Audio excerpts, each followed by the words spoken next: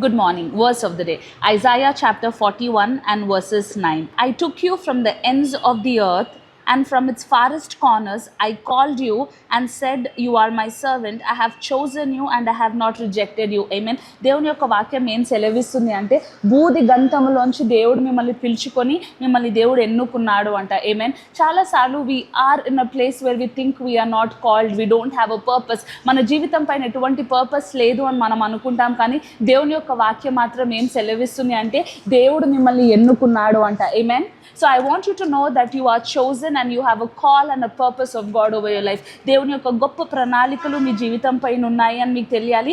And here ఇంకొక interesting verse మనం చూసుకున్నట్లయితే ఇక్కడ ఏమని రాసి ఉంటుంది అంటే, నేను మిమ్మల్ని ఎన్నుకున్నాను కానీ రిజెక్ట్ చేయలేదు అని ఉంది. Amen. So I want you to know every voice of rejection that is coming over your life. ఒకవేళ మీకు ఈ నెగిటివ్ వాయిసెస్ వినబడుతున్నట్లయితే, మీరు రిజెక్టెడ్, మీరు ఫెయిలియర్ అన్న స్వరము మీకు వినపడుతున్నట్లయితే, మీకేం తెలియాలి అంటే అది దేవుని దగ్గర నుంచి వచ్చింది కాదు, కానీ అది సాతాను దగ్గర నుంచి వచ్చిందని మీకు తెలియాలి. ఎందుకంటే దేవుని యొక్క వాక్యం సెలవిస్తుంది, ఆయన మిమ్మల్ని ఎన్నుకొని అంట దేవుడు మిమ్మల్ని ఏర్పరచుకున్నాడు అని వాక్యం సెలవిస్తుంది. Amen. So I want you to know that you are called, you are blessed, and God has chosen you and not rejected you. God bless you.